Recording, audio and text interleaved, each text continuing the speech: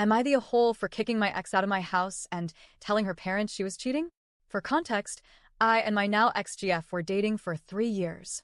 We met through mutual friends, and while we had known each other for some time, we didn't start dating for months after initially meeting and attending several events within our friends group. When we did start dating, I made it clear I was only interested in a monogamous relationship.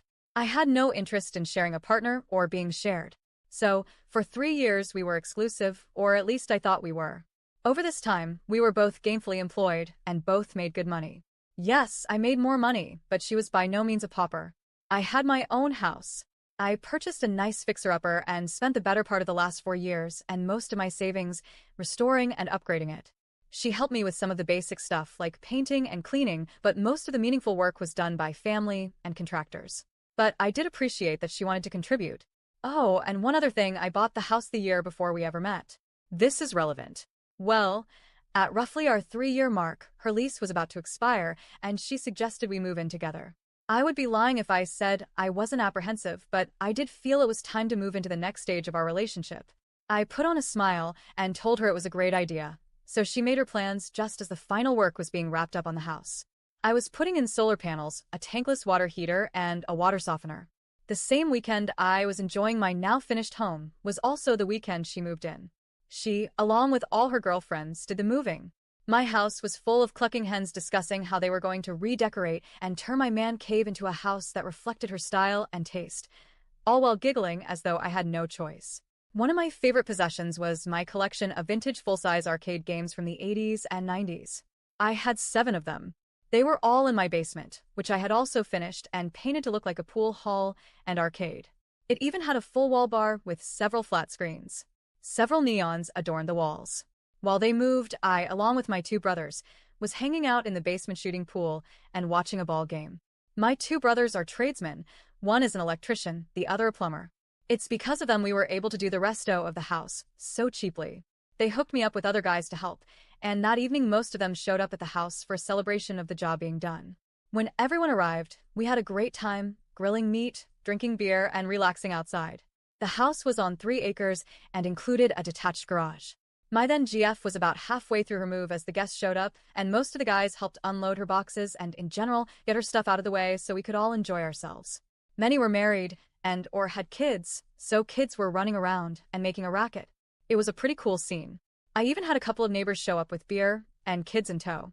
That's when it all came crashing down. Turns out, my supposedly exclusive girlfriend came face to face with her FWB. He was the brother of my roofer. I am sure he didn't know about me, as he made no effort to hide their relationship when he saw her with her girlfriends, chatting it up in their little pod.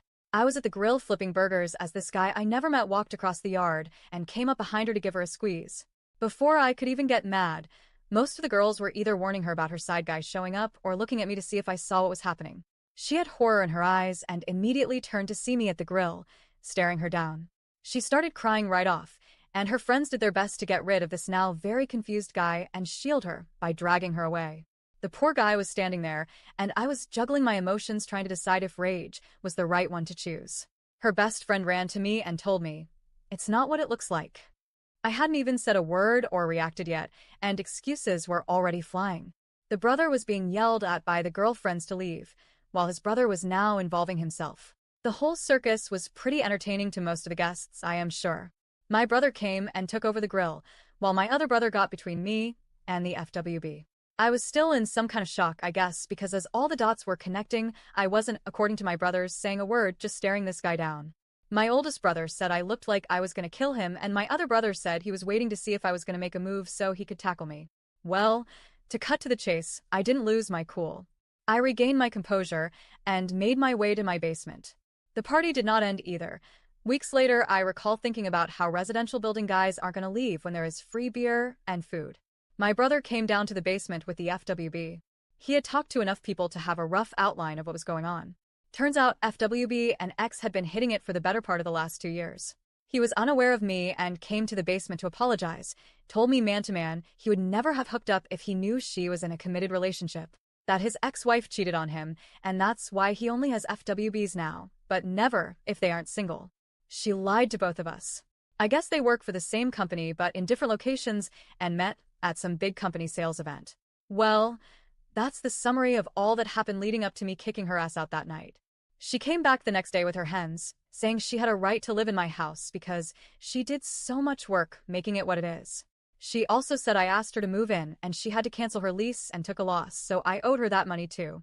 Lastly, her circle of friends told me she didn't do anything wrong because we weren't even engaged, let alone married.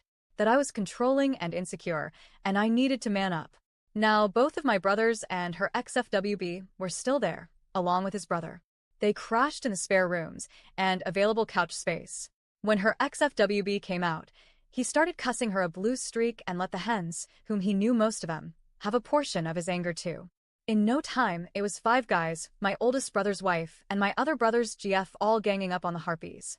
My sister-in-law is 5 foot tall, 90 pounds soaking wet, with flaming red hair. She is scary as shit when she is mad. It was the first time I laughed since the drama began the day before. Well, my ex was scared, and she and her friends took off. The guys rented a moving truck, we loaded all her stuff up, and took it to her parents. I told her dad what happened, and introduced him to the FWB. Now, her dad was a good guy. He had only recently retired, and was enjoying his time fishing with his grandkids. My ex had 2 brothers and a sister. She was the youngest, and the only one not married with kids. She was his little princess, and learning she cheated broke his heart. He cried and apologized to me.